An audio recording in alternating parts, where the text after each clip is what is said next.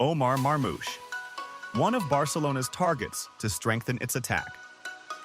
Barcelona's pursuit of Victor Gyökeres might not be easy, given that several top clubs, including Manchester United, now led by Gyökeres' former coach Ruben Amorim at Old Trafford, are also interested. With Barcelona's financial limitations compared to Manchester United's vast resources, the Catalan club is not focusing solely on Gyökeres. Instead, they are exploring more options for the central forward position. One standout name is Egyptian international Omar Marmoush, a breakout star in the Bundesliga this season. Currently tied as top scorer with Harry Kane at 11 goals, the Eintracht Frankfurt striker has demonstrated versatility, providing 7 assists so far and adding 3 more goals in European competitions and the German Cup. Marmoush now ranks 3rd in total goal contributions in European and domestic competitions this season. One of Marmoush's most attractive qualities is his free kick ability, an area where Barcelona currently lacks a specialist. The 25-year-old has scored free kicks in 3 consecutive games against Bochum, Slavia Prague, and Stuttgart. Tokyo to host. Barcelona. Director, the team will become great, thanks to this reason. Deco, Barcelona's sporting director, confirmed that the club's future is bright, thanks to the young talents within the team. Barcelona has been performing remarkably well this season in both La Liga and the Champions League, but the challenge now lies in maintaining these high standards.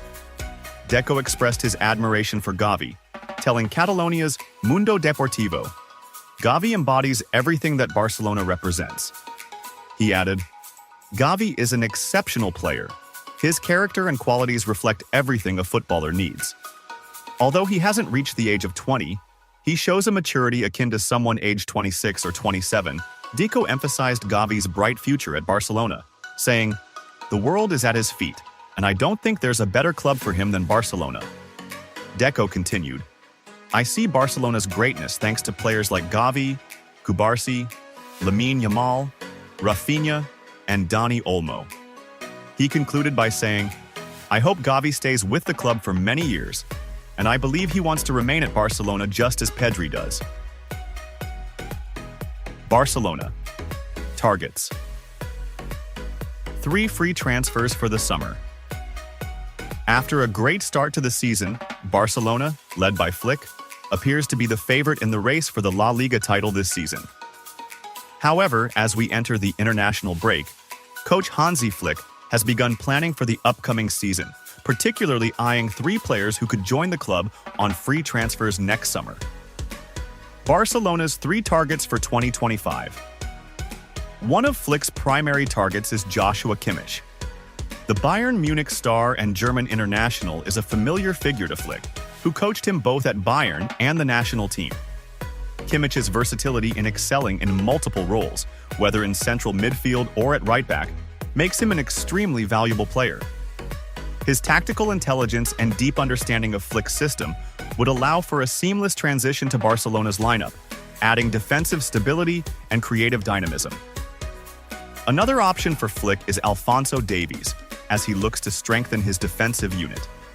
The dynamic fullback also shares a strong bond with Flick from their Bayern Munich days. Known for his incredible speed and offensive prowess on the left wing, Davies could provide competition for Alejandro Balde and add a new dimension to Barcelona's wide play. However, Barcelona is expected to face stiff competition from Real Madrid, who are equally eager to secure the Canadian international's services. Speaking of Canadians, Barcelona is also looking to sign Jonathan David. The Lille star has become a sought-after player in Europe, thanks to his productivity in front of goal. With a sharp eye for goal and an impressive scoring rate, David would be an ideal successor to Robert Lewandowski. Adding David would not only provide depth in attack, but also ensure that Barcelona's title contention remains strong for years to come. With his contract expiring at the end of the season, he would also be a cost-effective option for the Catalans. The Catalan side hopes to secure the services of this trio in the summer, which would bolster the squad significantly and make Barcelona a formidable force against all competitors. Flick decides on replacement for Lamine Yamal. Barcelona's head coach, Hans Flick, has identified a replacement for the young star Lamine Yamal following his severe injury and absence from the team's recent match against Real Sociedad. The German coach revealed his admiration for the 16-year-old player Toni Fernandes, a left-footed playmaker. Fernandes impressed during Barca's training sessions, catching Flick's attention. Notably, he is currently recovering from an ankle injury that delayed his return until December. But once he's back, he will be the ideal substitute for Lamine when he needs rest or is sidelined. Vâng, và trước khi tiếp tục video thì các quý vị đang xem video thấy hay thì like, comment và đăng ký ủng hộ kênh với nhé. Một lần nữa xin chân thành cảm ơn quý vị rất nhiều. Barcelona overlooks an important clause in its major agreement. Barcelona has overlooked a crucial clause in its recent major deal with the sportswear company Nike. According to the Spanish newspaper Mundo Deportivo, Barcelona failed to include terms in the new agreement that would require Nike to give the team the right to wear its primary kit in a significant portion of away games. The latest deal between Barcelona and Nike appears favorable in terms of duration and financial value. However, it didn't shield Barca from the pitfall of Nike potentially forcing the team to wear alternative kits on away games to appeal to tourists. Nike holds the right to require Barcelona to wear alternative kits even when there's no color clash with the home team. During the 2024 to 2025 season, Barcelona has played 17 matches so far, 10 of which were away from the Montjuic Stadium. It's been frustrating for Barcelona, as they've only worn their traditional kit twice away, at Vallecas and the Santiago Bernabeu. Nike didn't dare to alter Barcelona's colors in El Clásico, knowing it's the most watched game globally. However, Barca wore yellow for the first time at Valencia, and against Girona, the team donned a black kit, which they also wore against Monaco. In the match against Villarreal, Barcelona secured a decisive win in black, and when they faced Osasuna, due to color similarity, they wore a light green kit for the first time in La Liga. They repeated this with Alaves, where Robert Lewandowski scored his only hat-trick this season. In Belgrade, in the Champions League, Barca delivered a stellar performance in black and recently wore the same kit during a league defeat to Real Sociedad. Nasser Al-Khelaifi surprises Barcelona fans with his comments on controversial refereeing decisions. Nasser Al-Khelaifi, the president of Paris Saint-Germain and one of the most prominent figures in sport, known for his firm stance on refereeing issues, expressed his strong discontent with the referee's decision to disallow Robert Lewandowski's goal in the 14th minute of the match due to offside, after reviewing the video assistant referee, VAR. Al-Khelaifi's response came in a series of statements that carried clear hints about the fairness of refereeing decisions and their impact on the integrity of the competition, particularly in La Liga, where he believes Barcelona could be the victim of such decisions at times, directly affecting their fierce competition with Real Madrid for the top spot. In his comments, Al-Khelaifi began by saying, "When we look at the image of the analytical lines used by the referee to disallow the goal, we see that the difference is very slight, perhaps by the tip of the boot, which makes us question the accuracy of the technology used in making such decisive decisions." He added, "We are in an era of advanced technology, and tools like VAR are supposed to add transparency and fairness to matches.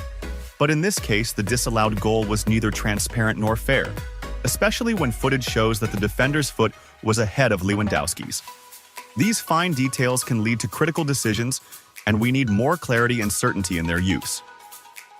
Al-Khelaifi pointed out that many refereeing analysts had confirmed that there was no offside on Lewandowski, and that the foot used by the referee in his decision did not belong to the Polish striker, but rather to the opposing defender, who was ahead in the picture.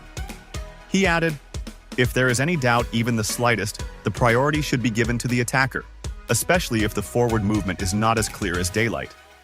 Disallowing a goal based on such minor details does not serve the enjoyment of football, but rather adds unnecessary complexity." Al-Khelaifi elaborated on the impact of such decisions on the course of competitions, saying, "The refereeing mistakes we see in some critical matches could lead to teams like Barcelona losing very important points, which may affect their final position in the league. When the competition is fierce and intense between major teams, every point becomes decisive, and any error in the decisions could be seen as favoring one team over another, which could impact the integrity and fairness of the competition.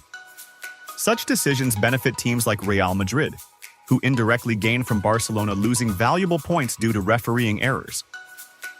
He continued describing the disallowed Lewandowski goal, stressing that these repeated decisions could cause frustration for both players and fans. When a team like Barcelona performs at a high level and the players put in tremendous effort to score goals and change the course of the game, a decision like this can negatively affect the player's mental state, especially since the goal could have given them a strong boost to move forward in the match. Fans are also affected as they watch their team struggle with decisions that seem questionable in their fairness, leading to anger and a decline in confidence in the integrity of the competition. Al-Khelaïfi hinted at the need for a review of refereeing protocols, saying, "We need a comprehensive review of refereeing procedures, especially the way VAR is used. It is illogical for goals to be disallowed because of very small measurements, such as the tip of a boot or a small part of the foot." Football is a game of passion and competition, and fans want to see goals and critical moments in matches, not have beautiful moments spoiled by decisions based on minute details that are barely visible to the viewer. He further spoke about the impact of such mistakes on major clubs, saying, "Barcelona is a big team, with a history full of achievements and trophies, and they have the right to compete fairly without losing important points due to poorly considered decisions. Major teams like Barcelona need support and protection, not to be subjected to refereeing injustice that could cost them precious points in the race for the top. We are talking about fierce competition between Barcelona and Real Madrid, and refereeing decisions should not be the deciding factor in this rivalry." Al-Khelaïfi concluded his remarks with a message directed at sporting federations, urging them to improve the technologies used in refereeing and ensure fairness for all. "All we ask for is fairness in football for everyone. Teams should not suffer unjust losses due to controversial refereeing decisions. We all need to work together to ensure that matches are decided based on the performance of the players, their goals, and their effort, not on technical details that may not be entirely accurate. Fans deserve to see enjoyable and fair matches, and players deserve a fair chance to compete on equal terms.